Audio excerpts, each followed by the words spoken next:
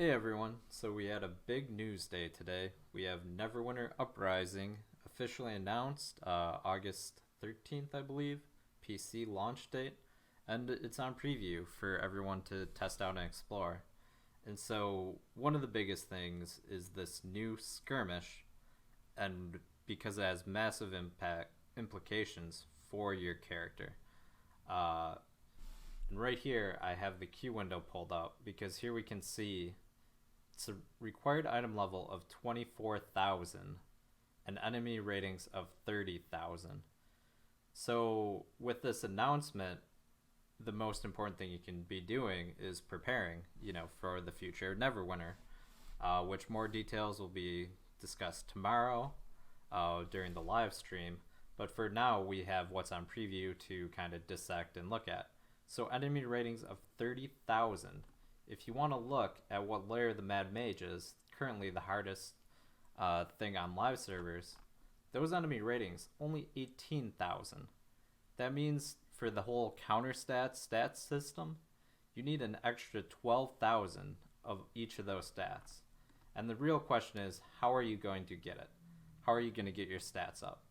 And basically, there's two ways. One, you're going to have to remove some of your uncapped stats and put it back into these counter rating stats, which kind of means taking off some power and putting it elsewhere, right?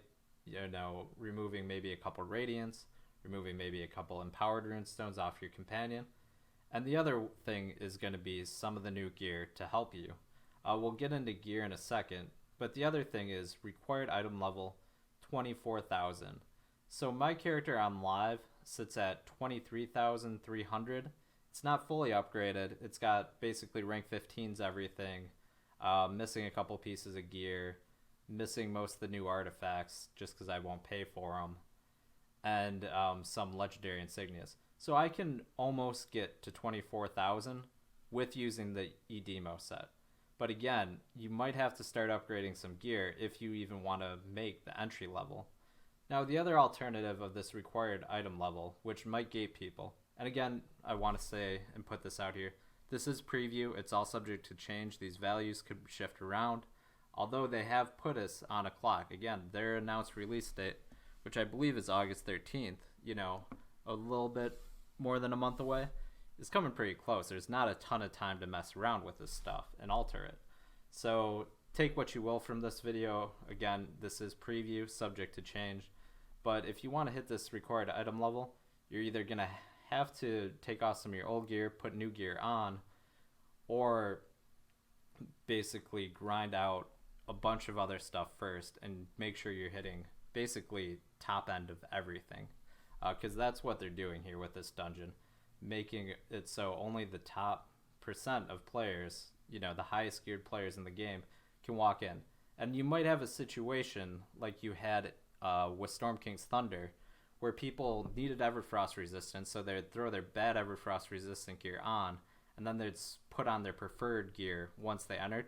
It might be the case that you might just throw a bunch of high item level gear on, and then remove it for the current best in slot, percentage based DPS gear. That sort of situation could happen. We'll see how it plays out. But yeah, let's check out the gear. So some of this gear is going to be a straight upgrade for your character. I've got pulled up here the companion gear. And so you can see all this companion gear is item level 1010. It's got a 1010 combined rating, and all these are different variety of stats for you. So some are offensive, defensive. Again, they're all going to have a ton of different stats. And some are double offensive, right? Here's double offensive full armor pen, along with combined rating, of course. Another double offensive accuracy. You're going to have a variety of companion gear to help you balance your stats however you want. Even if you're a tank, I'm going to scroll down here, there's some double defensive stuff out here too. Here's double defensive full awareness. So you're going to have a variety of options. Again, this is a pure upgrade. Now, with the latest patch that just went on live, they reintroduced, the Pearl Ring of the Companion, some other companion gear into the loot tables because there was issues with people obtaining all three pieces in the first place. I want to say it's not worth grinding out your ideal set of 3 in the current live. If you want to get that third because you missed it, that's fine. But your companion gear is going to get upgraded. Don't invest too much time grinding it out because it's going to get replaced. So Nova put out a full detailed guide on every single item.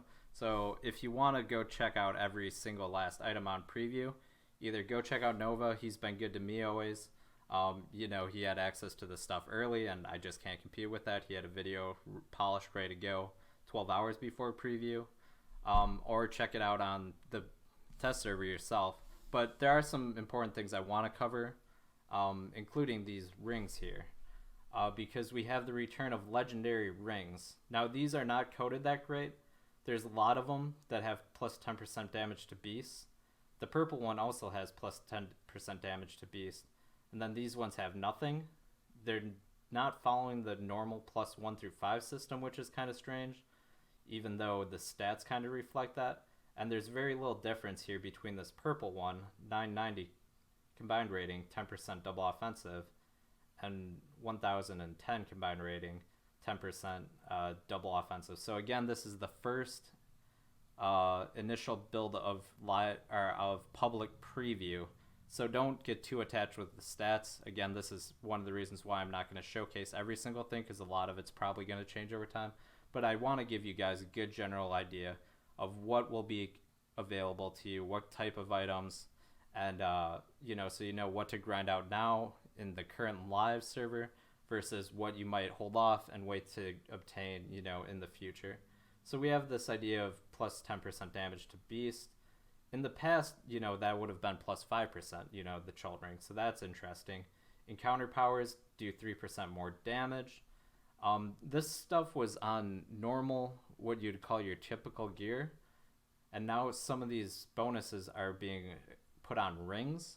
And so the interesting thing is, are these items going to stack with the gear pieces that it used to come on, as well as with the ring, or will you only be able to obtain one version of each of these equip perks? Here we have, again, damage to beasts, although it's an offense-defensive ring. Then poison damage. I don't know about poison damage. They had the last companion they put out had poison damage for some reason. They keep putting it on things, but it's never really been popular. Again, plus 10% damage to beasts. Probably going to be changed to something else. Who knows? Tick for tat. Again, this is a bonus that used to exist on normal gear, an arm piece. I believe the Fearbringers or whatever. Your at-will encounter powers do 3% more damage, but your daily powers do 30% less.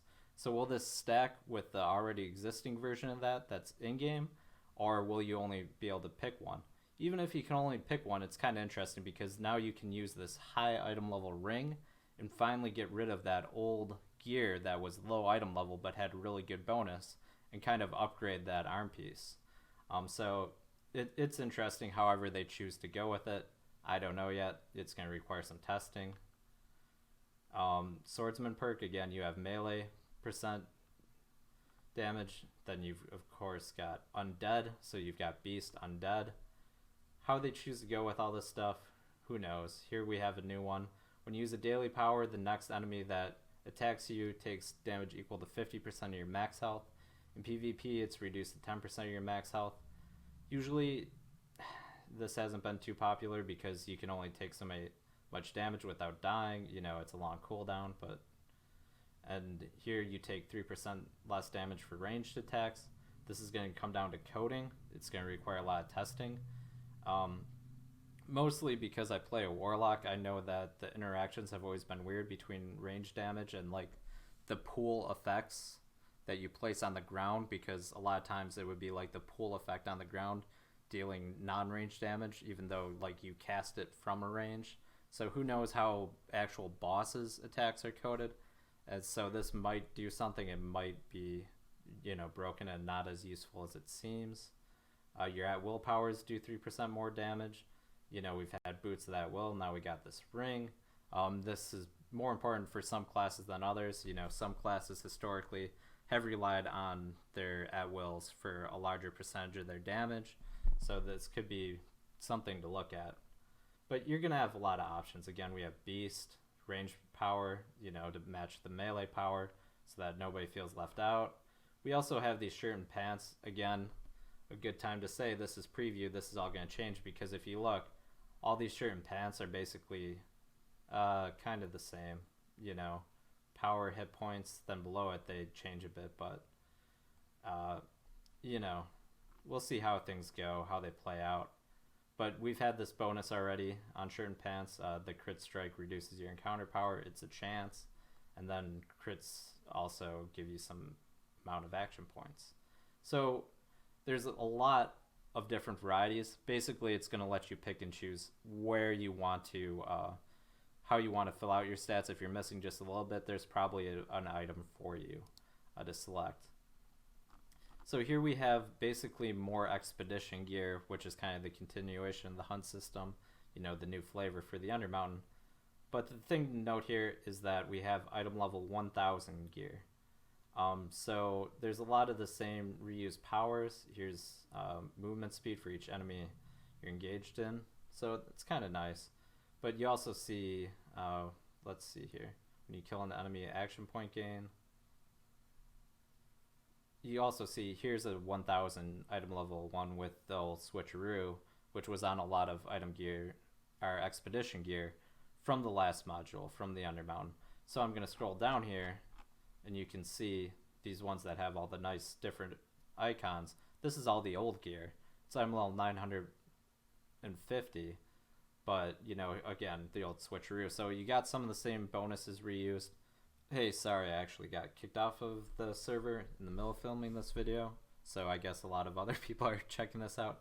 But the point I was trying to make is, if you were a fan of the Master Expeditions, well, this is probably good news, because it looks like there's a lot more farming Master Expeditions and RNG if you want any one single particular piece.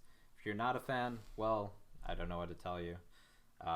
You might have to stick with it, grit it out for a little bit longer, because they are slight item level upgrades. There are a couple of new unique effects tied to these pieces, but some of them are also the same. So it's really up to you what you're trying to chase after. Here's a decent one. At willpower damage, 3% on arms instead of boots, encounter powders.